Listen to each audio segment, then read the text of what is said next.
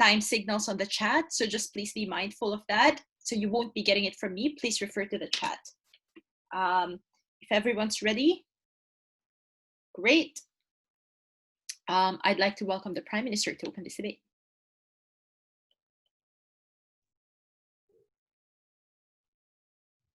Can you hear me? Yeah, POI is in the chat around 5:45. I'll take one. Cool. Just one more second.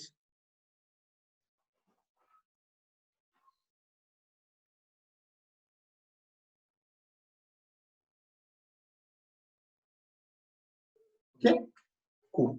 3, 2, 1. This motion requires a specific burden of opening opposition and oppositions in general in this sort of situation. What this motion says is that you shouldn't base your comedy around this in this sort of situation. So our burden is not to say that you should never talk about stereotypes, never use slurs, and never use any of these things, but you should not base your comedy all around it, create a personality based on this. It's a very like nuanced, how do you say, burden that we have to defend. So if they prepped the wrong case, I'm sorry guys, you prepped it wrongly.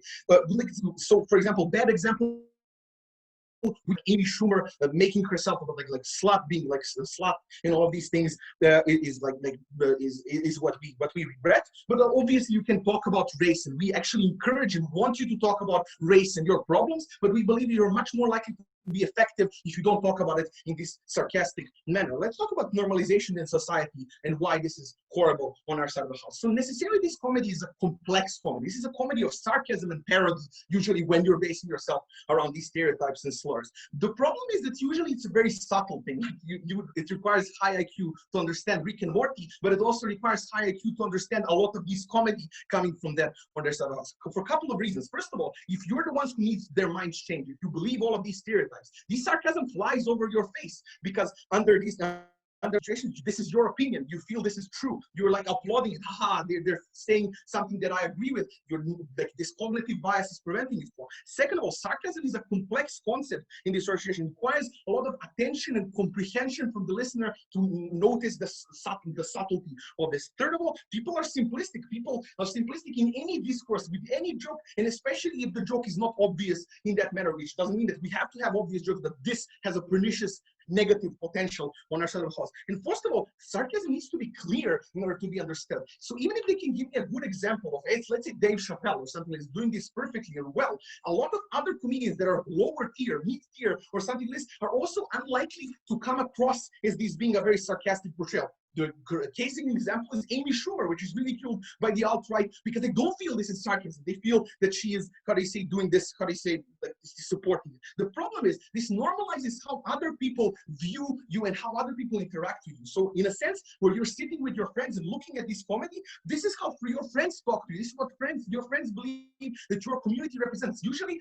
these people don't have nuance about how they should engage with a minority background person, but also how friends talk to you, like you talk about you, but also how you perceive that your friends are looking at you in this situation, and also how people talk to you on the internet, which leads to a very pernicious discourse, especially on the internet, which is quite bad and quite harmful, which I'm going to get to in 1 second. But let's talk about why bad, like especially from the part of the community.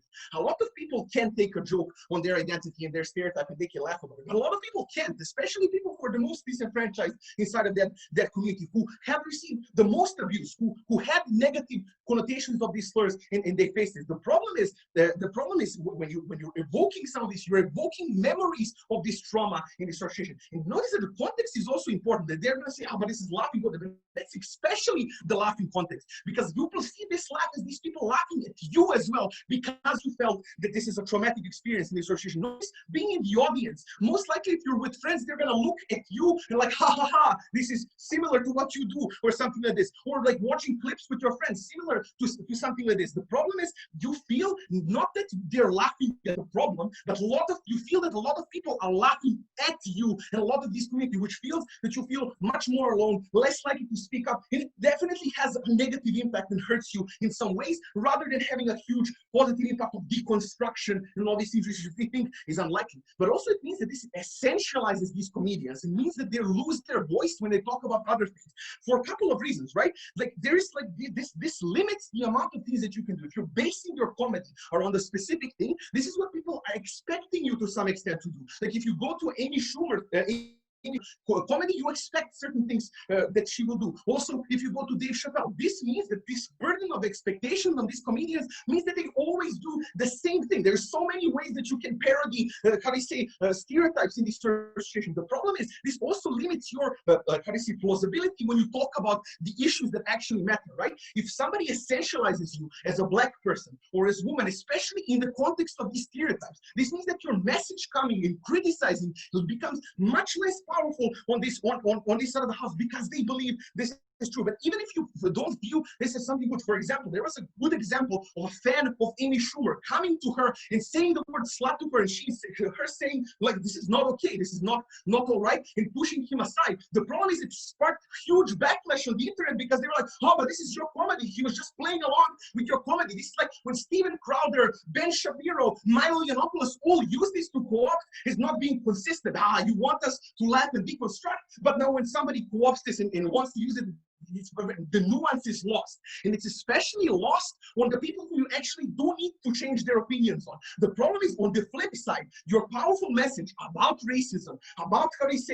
different other problems that your community is facing, can be managed in a completely different package. It can be inserted. You can talk about jokes, about general stuff which draws people to the show, and then you can talk about problems like Dave Chappelle does to some extent, which Dave Chappelle managed to escape this stereotype thing. Most of the comedians essentialize towards this narrative that is about the closing opposition.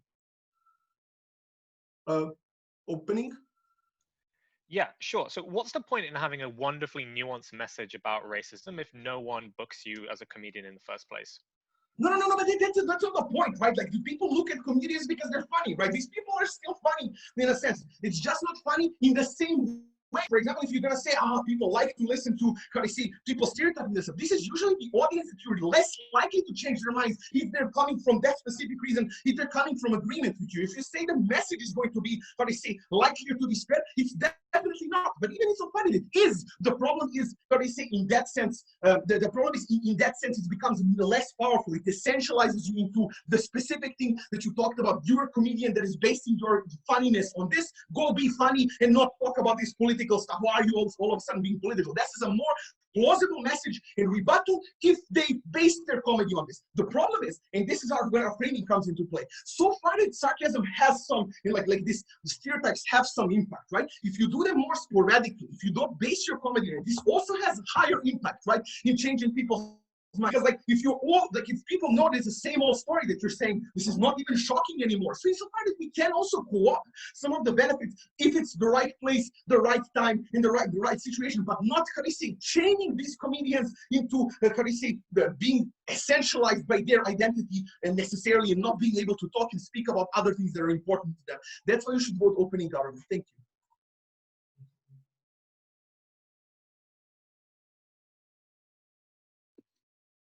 Thank you. We now welcome the leader of opposition. Sorry, 1 second. Yep. Can you hear me? Cool.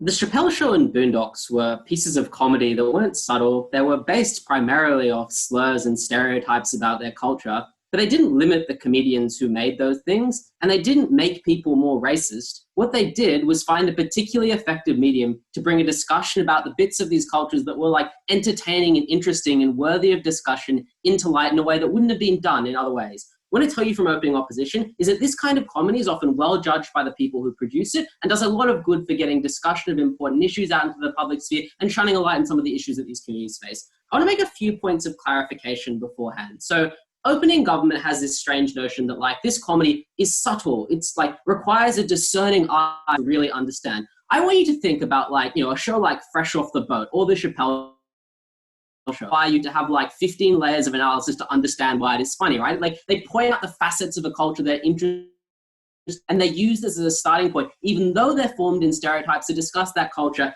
as a whole. But I think there are three important facets of this kind of comedy that are important. First of all, minority of people are often good at judging where the line is drawn and what things they would find personally offensive in the way they want to present their culture, even when they're using stereotypes. Additionally to that, there's a strong culture today of calling shows out when they cross that line.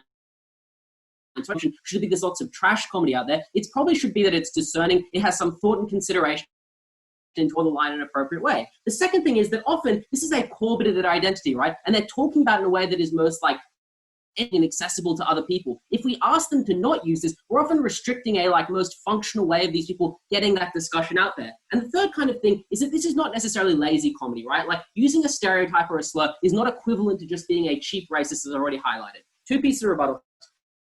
They're like subtlety, sarcasm, whatever. I've already read this. The second thing I want to point out is that these people will lose their voice. Like they'll lose the capacity to talk about further issues because they've been so like drawn into the sphere of being a like stereotypical comedian. No, like Dave Chappelle got to go on lots of shows, right? He got to change his comedy over time because lots of people found him funny and were looking at it. He got to go and talk about issues that he cared about. Often becoming a popular comedian through whatever mechanism you do so and bring those issues to light means people are more likely to listen to you in the future. It gives you the scope to expand that comedy and the scope to discuss those sorts of issues. So even if you thought at the first instance this comedy was bad, it does not necessarily follow that we should a priori blanket like hate all of this kind of comedy, insofar as empirically it has been pretty good at bringing comedians into the light. Two pieces of substantive. First of all, better for interaction with majority cultures. So opening government's sort of core concern, which I share in this debate, is that we want to make sure that the issues of these minorities communities get brought to light and we discuss them in a productive and informative way. I want to point out that often these majority communities are hostile to being criticized directly, right? They don't want to believe things like they're personally responsible to suffering, or they want to cast blame and aspersion, these sorts of things. So direct comedy, like comedy that says like,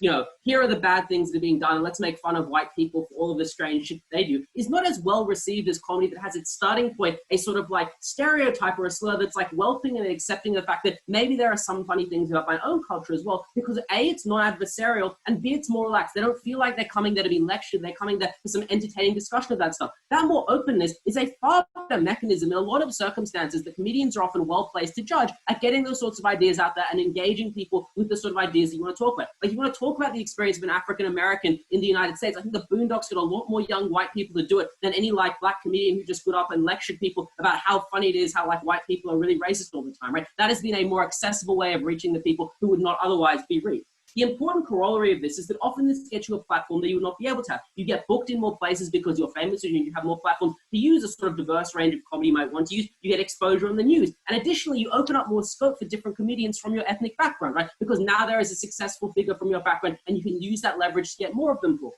This is important because the currency of comedy is sort of like exposure and people finding you funny and entertaining. Insofar as comedians are deciding this is what they want to do, it's likely for good reasons and it's likely meaning they have a message to get out there. The second thing I want to talk about inside this sphere is that it is important to own the sorts of things it is done. I do not think that the opposite of comedians from these kinds of cultures making these jokes and basing stuff on these stereotypes is that these do not exist and they get supplanted by like comedy that is fully of the like kosher nature that open government wants. Think about, for instance, how many corners of the internet that like many young men and women read about that make all these terrible jokes, not with like an eye to trying to make good social commentary or improving the world, but simply with an eye to like making racist jokes and like not just being like, here's a funny thing about like, you know, woke culture in Australia, just like, here's the funny woke boy doing strange stuff. Like I would posit it is better that like the movie The Woke Boy existed than people simply made like silly slurs about people from that group on the internet in a way that was unlikely to lead to anything more productive. So insofar as these sorts of slurs and stereotypes are going to be talked about in schools and as people grow, it'd rather that comedians own that sphere and we're able to morph it into something productive rather than leaving that as solely the ambit of people who don't have the same good issues. Second of all, importantly, I think it's a good way of highlighting facets of the communities that do need improvement. I don't think it is true that like every minority culture, by virtue of being like disadvantaged in some way or another, is therefore immune from criticism. Lots of cultures that are minorities, insofar as like everyone could improve in some ways, have aspects of themselves that would be good to improve. And one of the best ways of doing this is someone internal from that community, like highlighting the shitty bits of that community, right? Like maybe tiger parenting goes too far in various bits of like Asian communities, for instance. Maybe it is true that like people in African American communities like indulge too much in gangster culture. I'm not claiming these are universally things that are true, but these are things that are worthy of this. Argument is made externally or not by someone who feels like an authentic member of that community. By comedians who have a unique position. I'll take a POI if closing has one. What are your structural reasons for not being particularly nuanced in the discussion beyond just minorities understand and therefore do it better? I think like these, I mean, there's a pretty good reason, right? Like, I don't think I'll ask you this, like, if you want to claim there's like some nonsense debate or reason why comedians will be bad, literally name 3 and I will like concede the debate to you. Like comedians who are like shit at doing their job, who are more prominent than people like Dave Chappelle or the people on Fresh Off the Boat, for example, because it's just like empirically not true. Okay, the important thing that I was saying is that there's like a way of authentically highlighting bad facets of the culture. That means you can get criticism and discussion of these sorts of things, and you can actually make productive change. And comedy is one of the few areas that is capable of doing that. Insofar as like the people enjoy, they're receptive to, they're likely to consume to a large extent in a way they simply do not when they proceed with a lecture. I do not think you can like base comedy that is like not sort of in some sense or some perception derogatory to these cultures insofar as you're trying to critique it and point out why it is funny in a way that is going to be as effective as this sort of change. I think this sort of comedy, A, is pretty funny, B, is pretty good at making people like me more receptive and think about these discussions, and C, is better at making minority communities change bad things about themselves. That's why we oppose. Thank you. We welcome Deputy Prime Minister.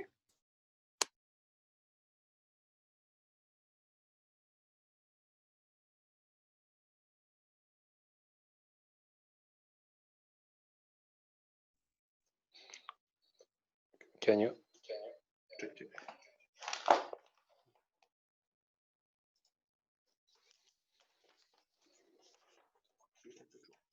hear me now? Sorry for that. Yep. Okay, thank you. Just 1 second.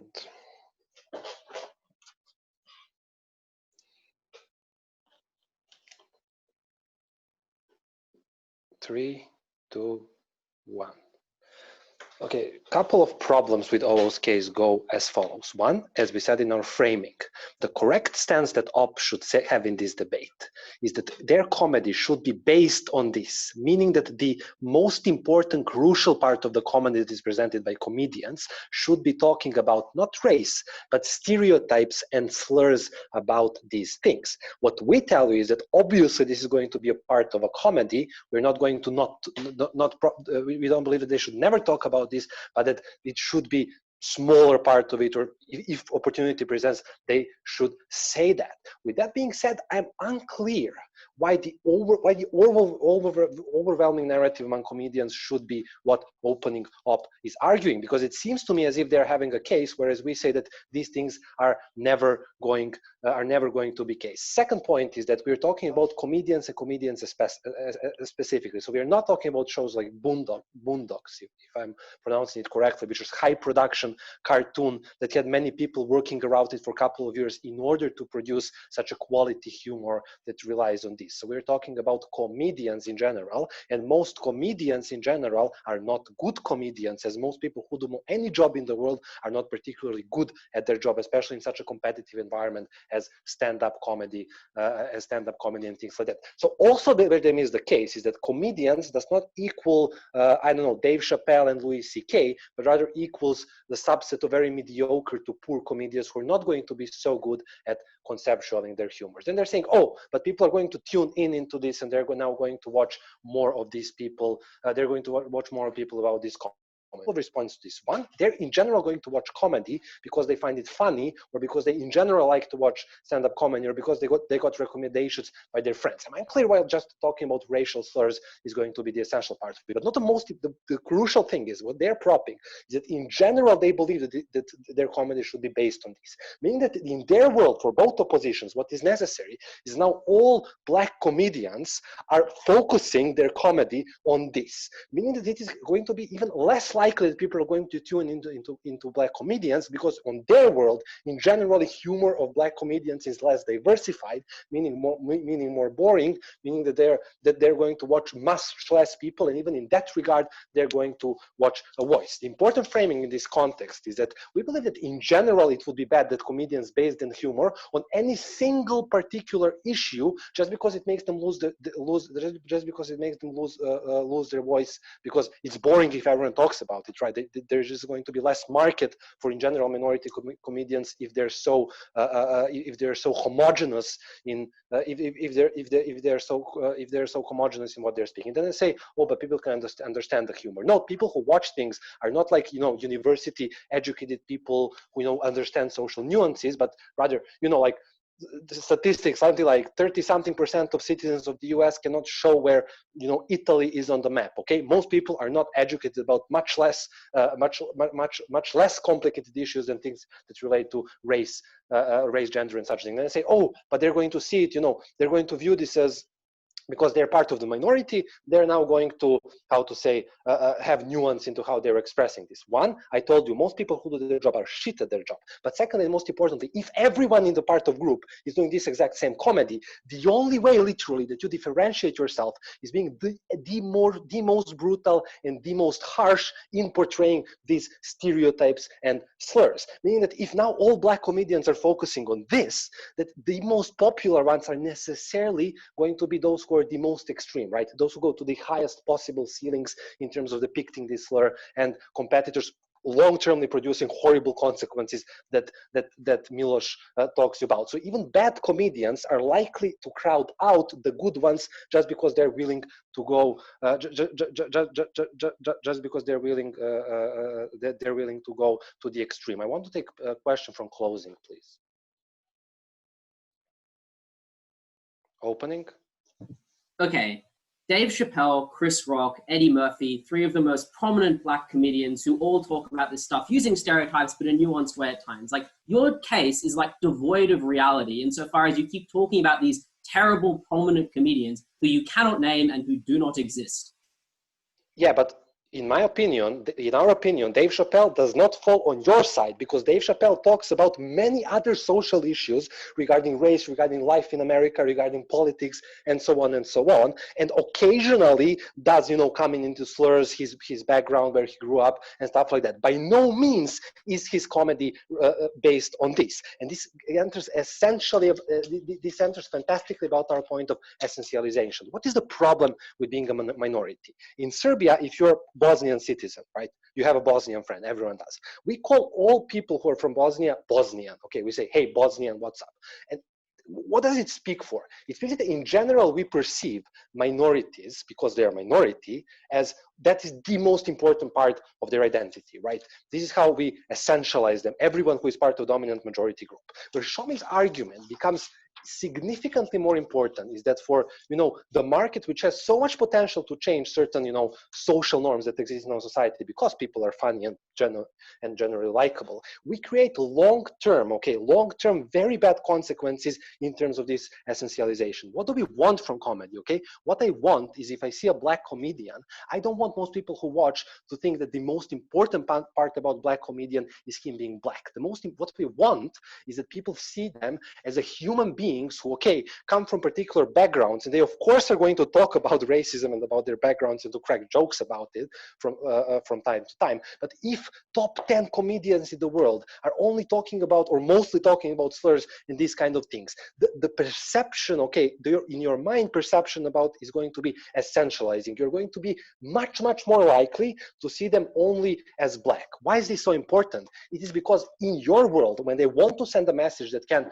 bring, challenge challenges to certain dominant norms, for instance, question sexism or question racism, their voice is significantly diminished because how people perceive them is as someone who is, you know, only black or only promiscuous woman and all the other things like that. Which, to the extent to which OO and we want to have this social change, and we agree that impacts of this are going to be rather minor in terms of whole society, this argument completely goes on our side of the house, because if Dave Chappelle focuses solely on this kind of humor, okay, then when he starts talking about Republican Party, people would say, here's just another black comedian. There is nothing significantly interesting to look to. It has been enjoyment debating this competition, and I'm very proud to propose.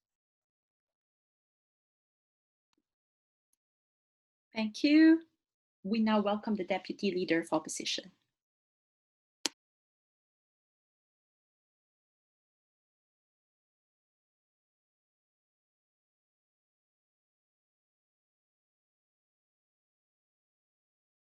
Sorry, one sec, just getting a timer.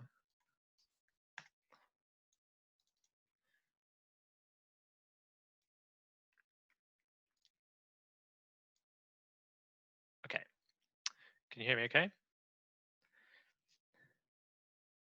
Maybe, yes, no? Yes, okay, cool. All good. Go away. Wow, okay. All right, that was inconvenient, sorry. So it's taken us about 3 speeches, but we've already managed from opening government to row us into a discussion where someone's going to sit at the back during your stand-up routine, count how many times you say the N-word. If you say it 3 times, that's probably not basing, so it's okay. If you say it 4 times, now your routine is based on this, and therefore it's not okay. This was an extremely tedious soft prop. We're going to deal with it anyway. We would rather have the debate in a more meaningful sense, but we will play their silly game if they want to do it. So, 2 things in this speech. Firstly, I'm going to look at the question of why it necessarily must be, to a degree, like offensive, stereotypes, slurs, etc., to get the benefits we want. And secondly, I'll look at those benefits, specifically why access and accessibility is the #1 aim of these comics, particularly in the kinds of circumstances we are talking about. Because note, this debate doesn't purely take place in 2020 US comedy or UK comedy. It takes place all over the world where there are different tolerances and acceptabilities for what can be said, who can even participate. And we posit, therefore, that the biggest single benefit we can get is one about accessibility. So, firstly, on offensiveness versus slurs, we think this is kind of a false distinction. First thing to note is that it doesn't necessarily a priori mean you're being offensive just to use stereotypes. Many stereotypes have at least some basis in truth and are able to be critiqued and talked about in ways that are not point-blank offensive. Secondly, the barometer of offense is internal and is relative. So while one black person might see Chris Rock's comedy as offensive, another might see it as speaking to their own experience. We think that is a valuable platform that we shouldn't just entirely remove as of OG. Next, we said that the best judge of where this line is the comedian, which is kind of the POI that we got from CG. We said is for a couple of reasons. Firstly, they've grown up in this community, so they know the kind of experiences they're likely to be subjected to. Secondly, they are proximate directly to criticism. When people from their own community say this was too far, they will know it is too far. Thirdly, they are likely to do many things, like stand-ups test their routines many, many times before they get on the TV. They will check and balance, receive feedback, and balance these things relatively well. I think if they do take it too far, there are corrective mechanisms. You have strong incentives to not just be wildly offensive for the sake of being offensive, because no one will ever hire you again. Secondly, why is basing it and bridging and being offensive useful? Because it bridges these divides.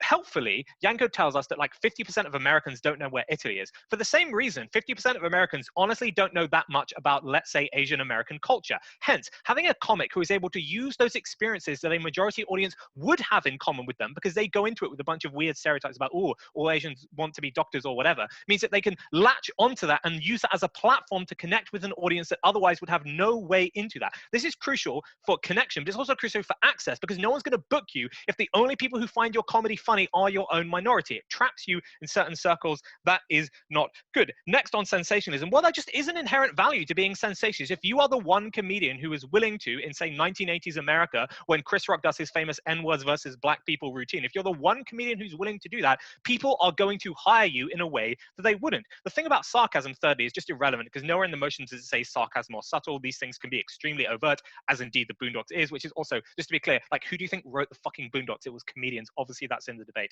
So anyway, fourthly, and lastly on the idea of basing, why is basing important? As we pointed out, the softest prop since their own World's Final. Secondly, this is probably easily inverted in that we could say, well, maybe 60% of Chris Rock's comedian should be based on stereotypes, but 40% should be biting social critique. So I don't see where the like nuanced line is that makes that case work. But here are 4 additional reasons why this matters. Firstly, routines and comedians need a hook. You need something identifiable to make people see a poster on the tube and be like, I actually want to go to that. And maybe the hook, the idea is that, like, I know that Shapi Khorsandi is the female Iranian comedian who makes jokes about what it's like to be an Iranian immigrant in the UK. That is a valuable perspective, but one that I wouldn't go and see her if I was just like, I don't know what she's about. She's just one amongst many saturated comedians in this market. She has an identity. That identity is also useful for bookers and hirers when people want to have someone on their TV show, when they want to have someone make a social critique, when they want to have someone talk about these experiences. That is important. Secondly, so this is important for routines, but it's also important for comics in general for the same reasons above.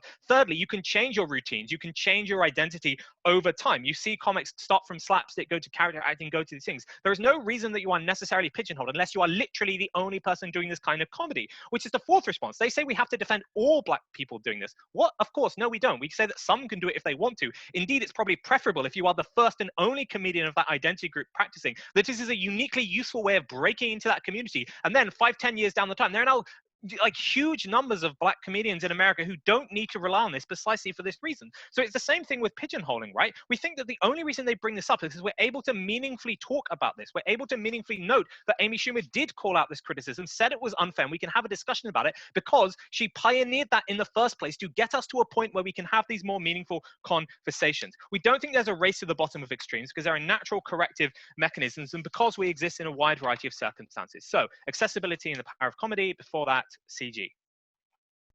Most of these comedians come from underprivileged backgrounds where they have to be misfits within their communities in order to gain success in this career. Presumably, these are not people with a lot of intense connections. Honestly, the sad truth is that most of the minority comedians in the UK all went to Cambridge anyway. So it's like tip of the iceberg going down. I don't think that's true. I think even if you're like the most misfitty Asian American, you probably understand the Asian American experience a lot better than the white people who would make these jokes instead. Silly idea. So anyway, why is accessibility important? As we pointed out to no response, most of these things are controlled at the high level by particular groups of people that often come from particular societies like the Footlights in Cambridge or whatever, which means they have particular ideas about what it means to be comic, what it means to be funny. It means that you're in a saturated market where there are huge numbers of comedians. If you can leverage your that is really useful because that is what's going to get you the pioneer. That is what got Chris Rock his TV shows in the first place, because he was sensational, because he was the only person making these jokes. And that was not something that could be done if he just did relatively tame comedy that wasn't based on these ideas, because as we pointed out, these are the ideas that connect with both a minority and a majority experience who are uninformed. This is why bases are important. And what this break-in allows to do is, yes, in the future, he goes on to talk about these biting social issues. And one of the most, Barack Obama mentioned it in like his Senate campaign in whenever that was.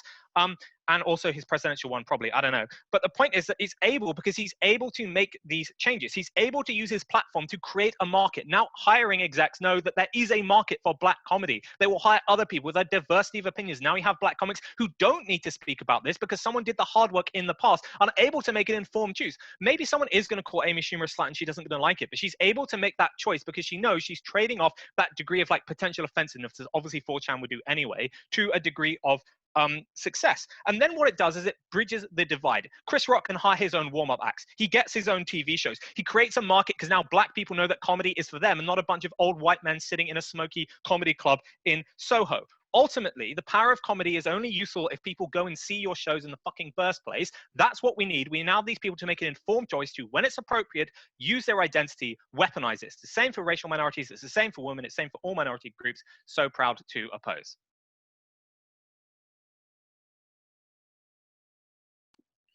Thank you. We welcome member of government. I'll keep my video off if that's okay, because I have really bad internet. Sure, sure.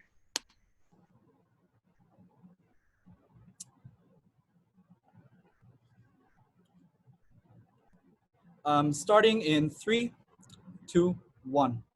Oh, Burden pushes us and says, if we name 3 bad comedians, we'll win the debate. Lily Duval, Eddie Griffin, Kevin Hart, we win the debate. I think Kevin Hart is really terrible. He portrays the stereotypical black man. He cheated on his wife and jokes about his dick. I think these are the ways in which these actors have ways of pernicious incentives. And if you look at the opening half deadlock, it is based on a lot of impacts that can come out of scenarios, but the analysis of how likely that scenario is very limited. I think there's one piece of analysis from OG, which is there's a race to being more offensive. There's one piece of analysis from OO, which is minorities generally have connections and they understand it. If we can break this, like convincingly, and show you that in most cases, the balance between nuanced discussion shifts to insult because these incentives exist for comedians, we win the opening half already.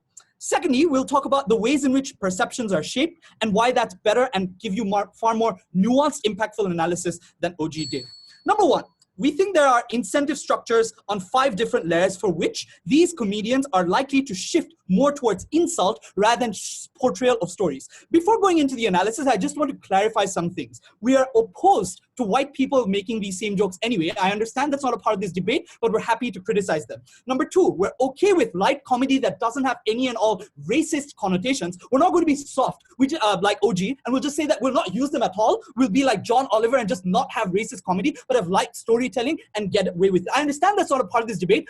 I think we can shape narratives in order to push towards it. 5 structural reasons, starting from like really simple stuff to more sophisticated stuff. Number 1, I think these people are poor. They want money. Most consumers of comedy are from the majority. They're rich people who don't want to feel attacked. In that way, in order to please them, you often have to cater to their interests. Minority people are poor. They don't buy your comedy. Number 2, let's say these people build up political capital. At a point in time where they build up political capital, you still have to cater to your core consumer base. I.e., even if you have some part of the story, it'll be small and subtle and spending like 5 or 6 minutes on, and it's unlikely that it'll become a nuanced story at a point in time where the trade-off involves attacking people in order to make it nuanced. This is because the life experience of a minority is often antithetical to that of the majority. Most of your terrible experiences are because the majority oppressed you. You have to attack them in order to sell that story in order to do that. Third, here's where we get more sophisticated. These people are misfits. I'm not being stereotypical. Indian parents don't like their children becoming comedians. In order for you to become a comedian, you often have to go against your family and often have to be the social reject within your family.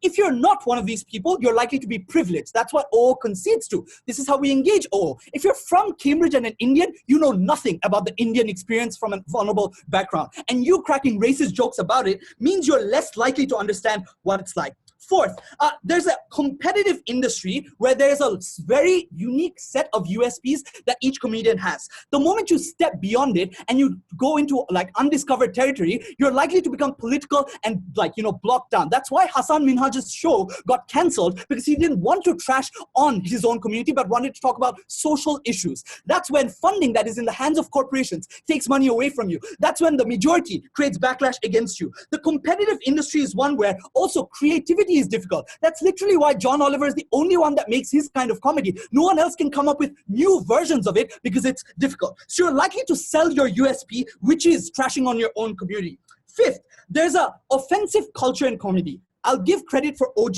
for stating this, but the reason is because, and this is where we add to OG analysis, the people want to pay a premium to watch comedy. Comedy doesn't change your life. It just gives you satisfaction. In order for you to spend money, you have to see something different in it than what you get in everyday life. Everyday life has protected speech. States often don't allow you to be racist. States often don't allow you to express what your inner thoughts are. Comedy is a unique safe space where people pay money to see something that is not normal in everyday society. That's why the race for offensiveness exists, because people pay money for something they don't get in everyday life. That's how we add to OG. What does all of this analysis prove? Number 1, OO loses because everything they have to prove depends on not having these mechanisms. It proves that the line between sarcasm and the stories through it shifts towards insults. And this also proves that even if there's one individual Dave Chappelle, the vast majority of the industry tilts towards it. Why is this so very immoral? And I'm happy to take a POI from CEO. They seem awfully silent throughout this debate. We think that minorities suffer in this process. This is because when you're a person of this minority and you enter this comedy house, you're likely to suffer a lot of terrible experiences. This is because you're reminded instead of your vivid representations of your life experiences that are gaslit and made trivial. So I understand OG says that, but what's the real life impact of this? Number one, you opt out of the comedy itself. You stop buying the comedy that your own community sells. Obviously, you already don't go to the, white people's comedy. This creates a cyclical problem. The less minorities that consume your comedy, the more you're less likely to cater to them, and the more you're likely to shift to white people and what they want. So the way this works is, it's a cycle. You hurt people, they opt out, you feed into the perpetual cursor even more, and going into the future, you insult these people even more. The conclusion is, the only outcome you get is money made. I think any team that tries to prove this money earned is moral is not going to win this debate. I'll take one from CEO. Yeah, hi, thanks. Given a broadly liberal cancel culture at work in society, why will comedians just debase themselves by being openly racist? This is also very likely to get their shows cancelled. Because white people like it. I think that's how white people are. Ask them, not me. I'm Bangladeshi. I think the way this works is, lastly, the impacts that are different from OG. You influence subconscious perceptions. This is in two additional mechanisms than what OG gives you. Number one, it influences the perception that people in positions of power can insult those in inferiority, i.e. because someone from their own community who's in a position of power insults them, presumably the only difference is that you have to get to a position of power in order to exercise it, nothing else. Number two, there are ways in which this seeps insecurity. Sajid, I think I lost you. Am I the only one? Can everyone else hear him? Talk for confirmation is very limited. Stop. That's how human bias is. Sajid, stop. Yeah. After you said it's insecurity, you disappeared. Yeah, I have the time at 6:39, just to be clear. Okay, fine. I'll restart from 6:39. Please don't hate me if I overtime on my watch. I'll trust you guys to do it. Cool? Go. Starting in 3, 2, 1.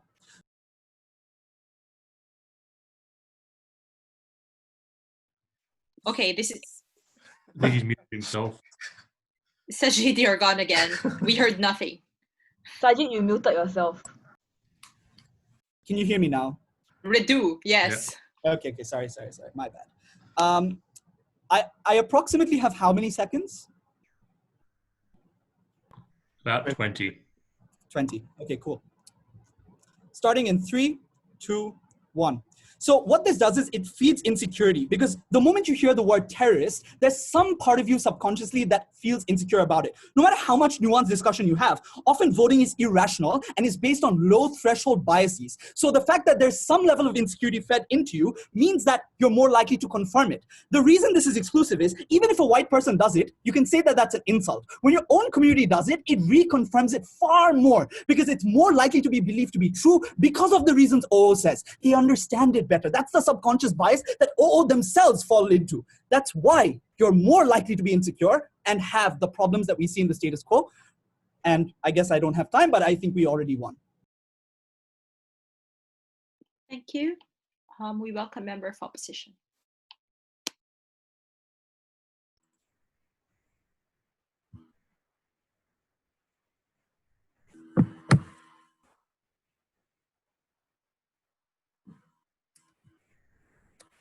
All right. So I have been given marching orders to make this debate a bit more funny. And all I can come up with is that I think it's really upsetting, the amount of sheer anti-Australian bias and evidence throughout this entire tournament. I think it's good that as we have a debate on an important issue about discrimination, we just recognize that and try and move forward from this. I want to talk about two things. Firstly, how comedy actually works, specifically how it's multivocal. How the fact that comedy is inherently ambiguous in place of tensions and the meanings of certain actions means that actually it can spread good messages to both people in the in-group and the out-group. Secondly, I just want to talk about reclaiming traumatic experience in general, why that's very important for minorities. Before that, just some rebuttal to the CG. They give us a whole bunch of incentives about why everyone will race to the bottom. I think these are just quite implausible. They tell us that, you will race to the bottom to be a race traitor because it's by insulting your own race that you make money. Personally, I think lots of white people who watch comedy view themselves as fairly liberal and watch comedy to get a sense of moral superiority, right? Like, I can watch comedy which insults me as a majority and still recognize my flaws in it. Secondly, I think comedians probably still value the friends and family and communities from which they come. I think becoming a race traitor actually probably is just psychologically quite a difficult thing for them. Thirdly, if turns into just open insults, it just seems to me this couldn't survive in an age of cancel culture where people are very sensitive to these things, be viciously criticized by people in the media, and executives probably won't want to keep you on. Then they also say, well, you have too little time to make these jokes, so you can't do the nuance. I'm going to explain to you later why, in order for something to be funny, it needs to be more than just insulting and more than just crude. It needs to integrate some kind of tension, some kind of critique. So the nuance here does not come from the amount of time you spend on something. It comes from the fact that you made it funny. Lastly, they said, oh, you know, people who do this comedy are often privileged from the minority. Well, that's probably true, but that doesn't mean they don't have meaningful experiences in common. Many comedians who went to good universities were often tiger parented into being quite academically right. It seems to me they would have quite a good voice on these things. Shappi Khorsandi had a good education, but she is still stopped on the street and looked at as if she's a terrorist when she goes on the plane. These are presumably still things we ought to talk about. Lastly, they say you sort of like put in irrational biases into people's head because you associate Muslims with terrorists. Note that these stereotypes already exist at the behest of people like Nigel Farage and the entire right-wing apparatus. The question is, can you associate in the minds of people those stereotypes with an implicit critique which comes not in the form of an essay by an academic or an op-ed, but in the form of a comedic routine which showed up how absurd that particular stereotype is. So, first point of extension, how do we think comedy actually works? We think something is not funny if it just tells the truth or what you believe is the truth. Therefore, a person who is genuinely a white supremacist who sees someone acting out a gross stereotype has nothing to find funny in that because that's just what they genuinely believe the world to be. What makes comedy funny is that it does something more to that. It exaggerates that or implicitly assumes that stereotype exists in a certain viewer whom you disagree with, right? Often this happens via exaggeration. That is why, for instance, a black person or a Chinese person could laugh at something which parodies stereotypes about them because they recognize it's true, but also recognize how absurd it is. So how does this absurdity often come about? A, because the stereotype is implicitly portrayed as being in the eyes of a white person, i.e., when a black person acts out those stereotypes, they're not actually being stereotyped, they're implying that this is how white people see black people.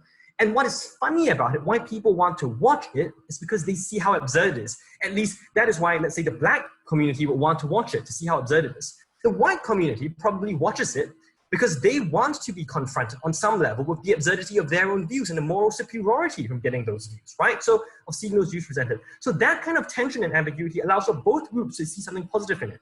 But the second thing about this kind of multivocality is that it often comes from their own personal experiences. So when Shappi Khorsandi does her little "I'm a terrorist" routine, right? Or Dave Chappelle pretends to be a blind black person, a blind black person who doesn't know they're actually black.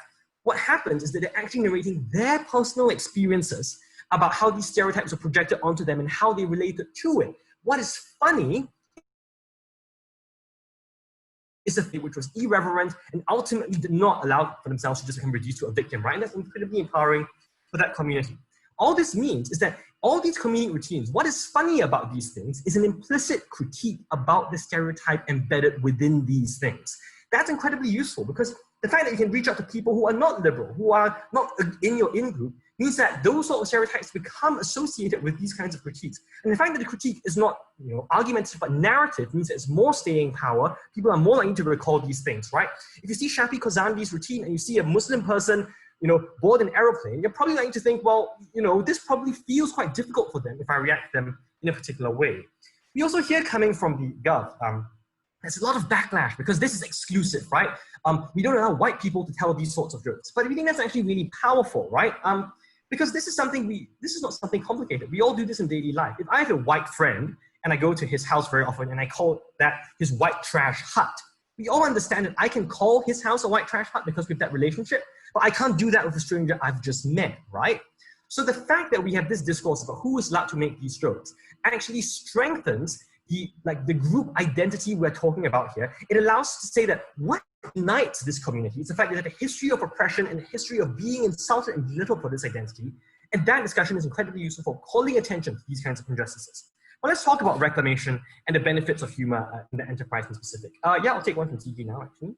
I think your analysis applies in abstract. There's no structural analysis for why this is the likely interpretation in most cases. It is a possible interpretation in some cases.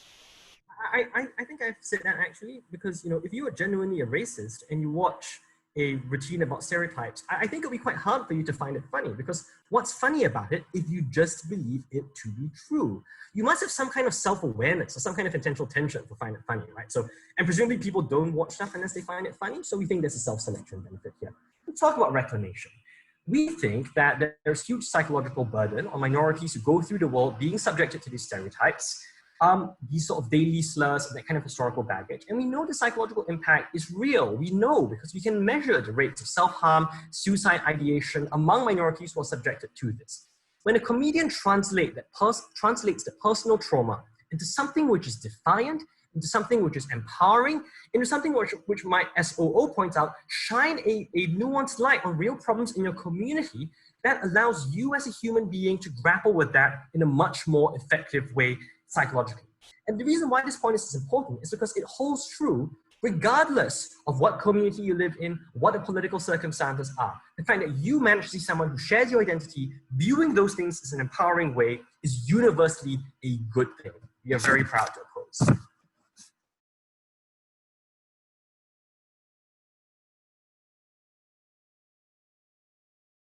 Thank you.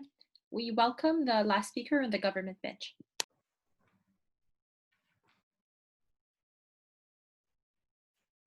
Am I audible?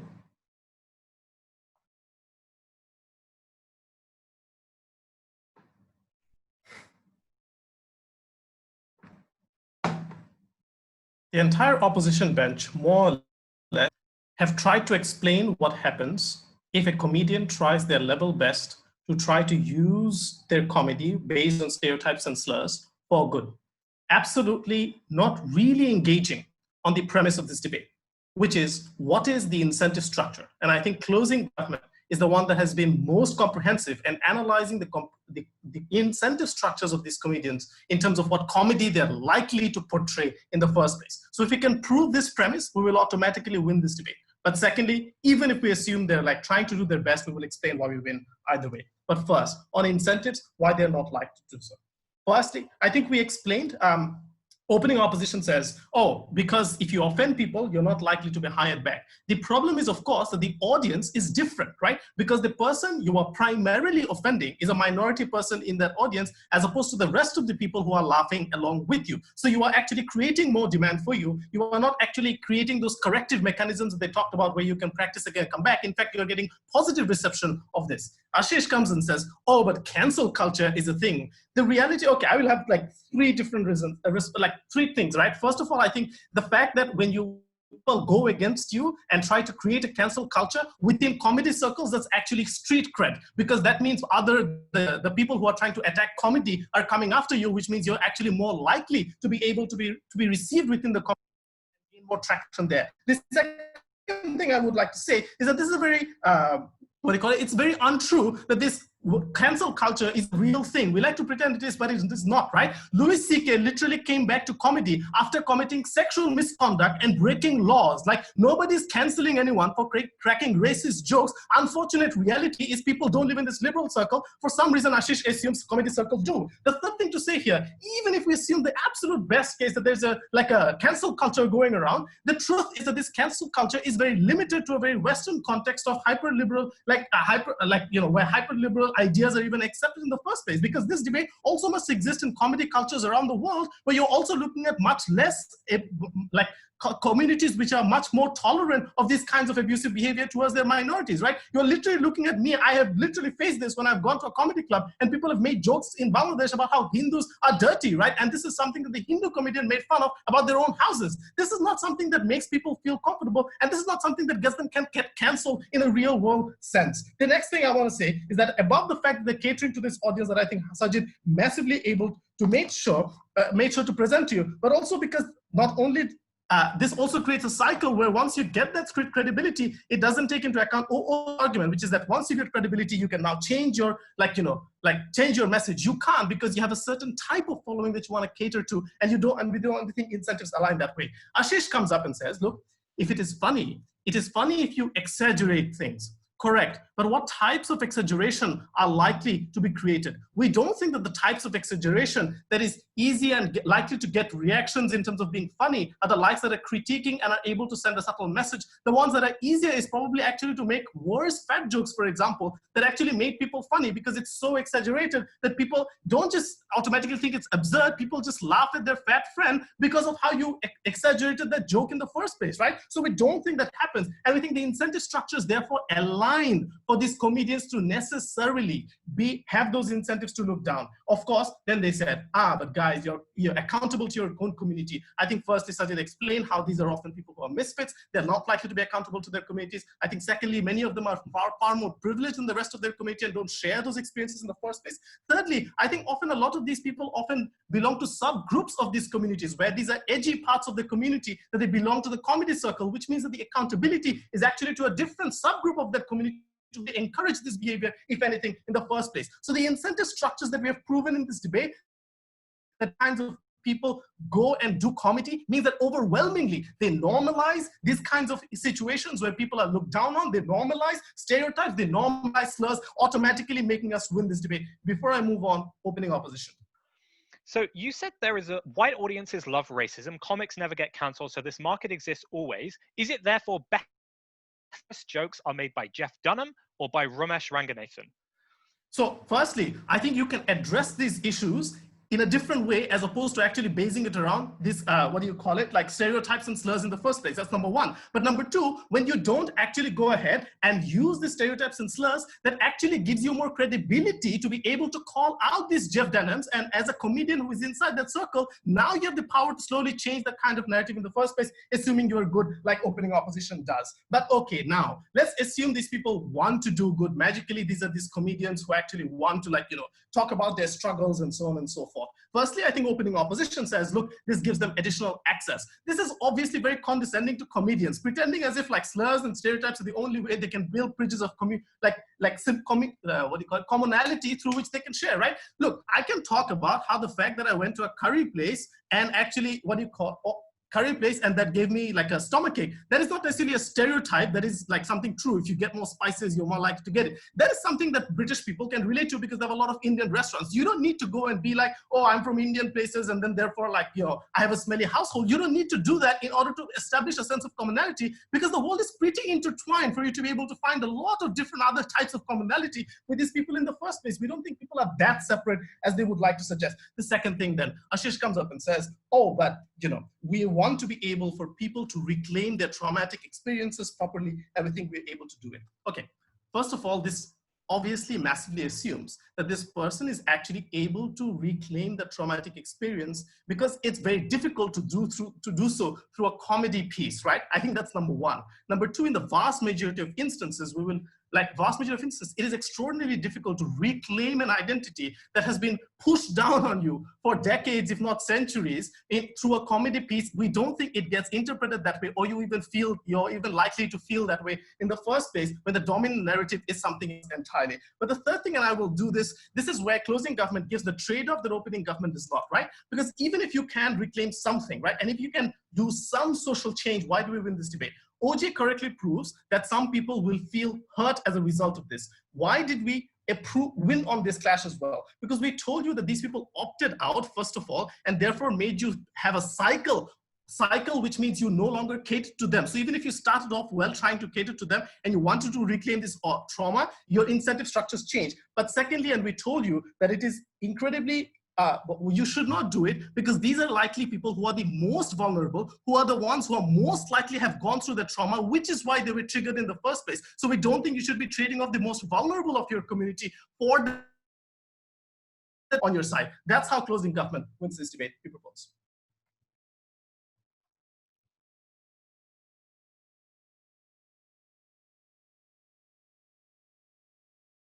Thank you. And we welcome the opposition whip.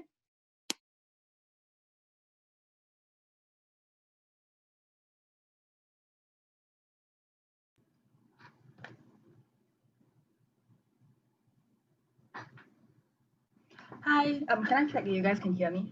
All right, cool. Yeah.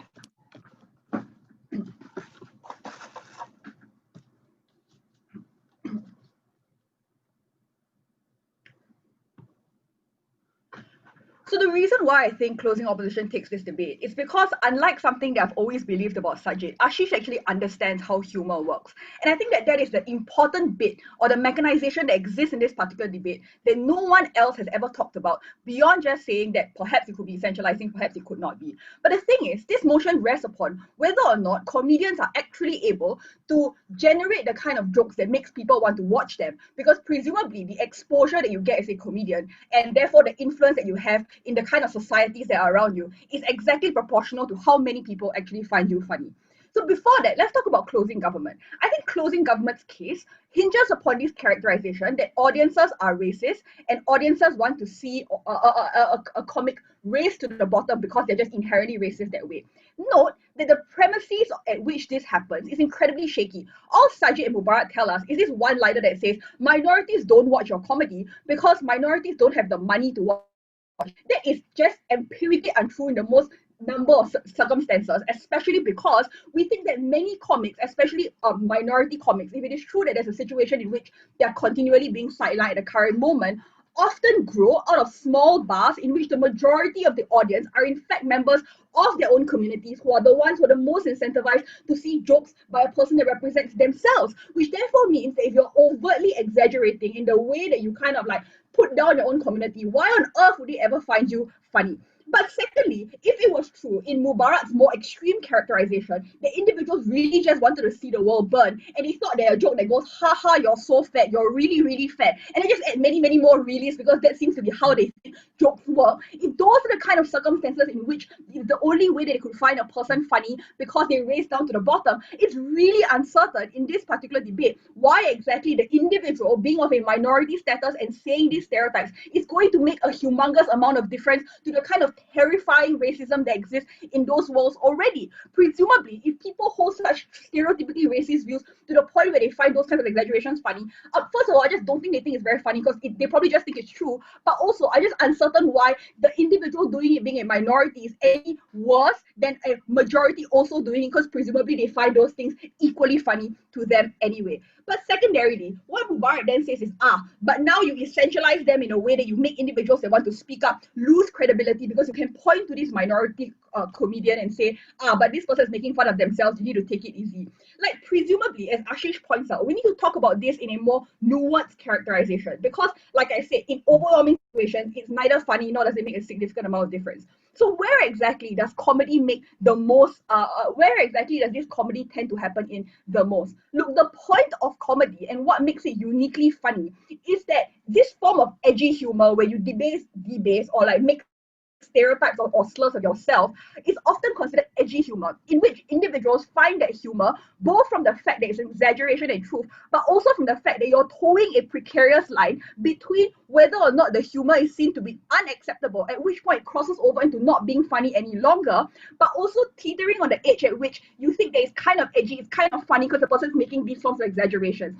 That is a unique form of humor, which is something that I think solves a lot of the problems that the government bench talks about, because presumably these forms of humor affects the people who choose to watch these forms of humor are individuals who are aware of that specific cancel culture that exists, who are aware of like standards at which these things become unacceptable, but are willing to go there so that they can be confronted with certain stereotypes and the exaggeration of those stereotypes in a way that is humorous to them. This therefore means that in order for a comic to be successful in these situations, they must be able to have an audience that is able to understand that these things are not actually truth but are in fact exaggerations. But why is that then important and different? I think it's important and different because a lot of what humor does in this circumstance is that you laugh first, but post facto they're laughing. A lot of investigation happens what exactly the humor is inherently based on. Given that it's inherently based on this particular balance, which is I think something OO never actually mechanizes. They just say it shines a light on things but don't explain how. I think that what happens now is that individuals become more aware of that confrontation and more aware of why exactly these things are considered to be exaggeration, which is a very implicit way of making people like re-look at their own circumstances. So I think that's great. But secondly, let's just talk about reclamation, because I don't think that anyone in the government bench deals with this. Before I go into that, I'll take one from OG. OG? So you get buy-in because you can differentiate your comedy on style, things you say, charisma and edginess. Not sure why you have to base your comedy on stereotypes to get buy-in from the wider population. I mean, you can, yeah, that's where I'm moving on to now. But presumably, like that is that POI doesn't make sense because you can do a lot of different kinds of comedies. The question is just whether or not this specific form of comedy is one that we're willing to accept. But I'm going to move on to why we think it's important that minorities actually do reclaim these forms of stereotypes. So I think we hear very little from the government bench. Closing government's only response to say, but reclamation doesn't really happen when it's a race to the bottom. Here are some things that I think are just true in terms of observation. Oppressed minorities tend to also be the ones that make fun of themselves the most. And the reason for that is actually very simple, which is that a lot of these individuals are often people who have a shared and unique experience that they actually want to be able to interrogate, but because the structures that surround them are not particularly able to do so. So firstly, this is a very non-hostile in which they're able to do this. But also, Ashish tells you that precisely because this joke often has to do with some sort of discursiveness about who can make these jokes. Again, about the point of like what is unacceptable humor and what is actually funny. Because of these forms of investigation, the fact that can feel like you're all in this together, that you all can understand where this joke comes from, that you can see the premises on which this exaggeration is formed on, and because you can relate to it very much. That is the reason why we can formulate better reclamation and better forms of catharsis for groups that are otherwise unrepresented in discourse. So for instance, the fact that Asian and Chinese, for example, are also things that I could potentially be able to relate to a lot more when shows like Fresh Off the Boat, which what OG want to talk about, for example, exist in a way that plays on those stereotypes such that I feel like I'm being represented in media to show that I'm an in-group as well. But on top of that, I think the last thing to note is what else about this characterization of this that matters? I think a lot of Gov Bench's analysis presumes that these forms of humor always result in the minority losing out because of X stereotype and slurs. Haha, they are worse off than the majority. But often, one of the best forms of comic relief is when minorities are able to weaponize these stereotypes to show how they can eventually come out on top. Like for instance, being laughed at in school because you were a nerd, for example, and often the comic ends off by being like, aha, but then I got into a good school and the white guy didn't, for instance. Like those are also presumably alternative forms of humor that similarly exist that I think the other side doesn't deal with. They just presume that people will be bad, but that's not really funny.